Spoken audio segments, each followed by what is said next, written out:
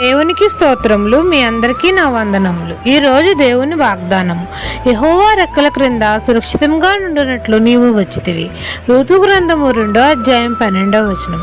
పరిశుద్ధుడైన మన తండ్రి అయిన యెహోవా రెక్కల క్రింద సురక్షితంగా నుండినట్లు నీవు వచ్చితివి అని మన తండ్రి మనతో సెలవిస్తున్నారు. మన తండ్రి అయిన యెహోవా పరిశుద్ధుడు కనుక మనం అందరము పరిశుద్ధత కలిగి జీవించాలి. మనం అందరం పరిశుద్ధంగా ఉండుటకు మనల్ని మనమే ప్రతిష్ఠించుకోవాలి.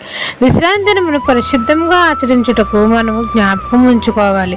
దేవుని సన్నిధి కనబడుటకే మనం అందరము సిద్ధపడి ఉండాలి. మనం అందరం ఆయన సన్నిధికి వచ్చి తండ్రికి మొరపెట్టాలి. తండ్రి అయిన యెహోవాను, తండ్రి ప్రియకుమారుడైన యేసయ్యను మనం అందరము ఘనపరచాలి, కీర్తించాలి, మహిమపరచాలి. అప్పుడు తండ్రి మనకు తోడుగా ఉండి తండ్రి తన రెక్కల క్రింద మనల్ని సురక్షితంగా కాచి కాపాడతాడు.